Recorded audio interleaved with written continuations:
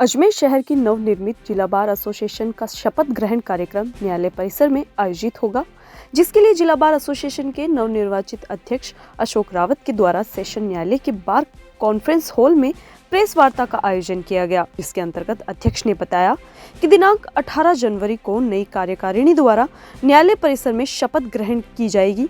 साथ ही शपथ ग्रहण के दौरान पोष महोत्सव का आयोजन भी न्यायालय परिसर में किया जाएगा। इस कार्यक्रम में मुख्य अतिथि के तौर पर विधानसभा अध्यक्ष वासुदेव देवनानी, विधायिका अनीता बघेल, राज्य मानवाधिकार आयोग के justice GK. Moolchandani, bar council के अध्यक्ष भुवेश शर्मा के साथ ही राज्य सरकार के प्रतिनिधि समेत अधिवक्तागण शिरकत करेंगे।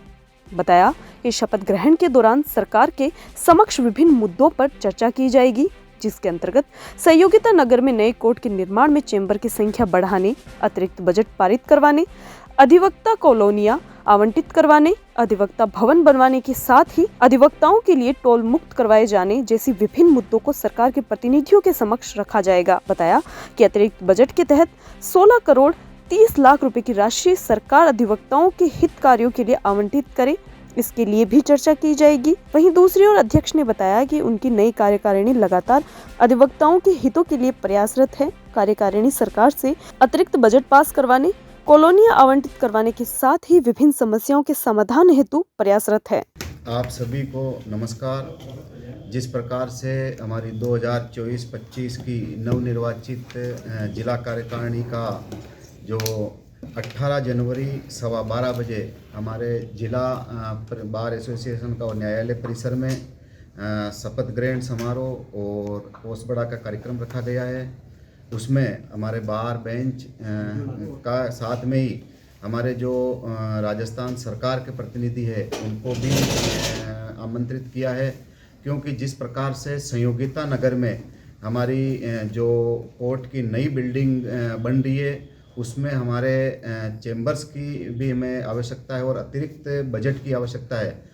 तो अतिरिक्त बजट के लिए भी हमने हमारे जो राजस्थान सरकार के जो प्रतिनिधि है और उनको भी हमने आमंत्रित किया है। लॉ मिनिस्टर को भी किया है, हमारे विधानसभा के अध्यक्ष देवनानी जी है, हमारे विधायक अनीता जी है, हमारे राज्य मानवाधिकार के आयोग जस्टिस जी.आर. मूलचंदानी जी भी है, हमारे बार काउंसिल राजस्थान के अध्यक्ष भुवनेश जी शर्मा जी है और हमारे बार काउंसिल के मेंबर हमारे कपिल जी, योगेंद्र जी।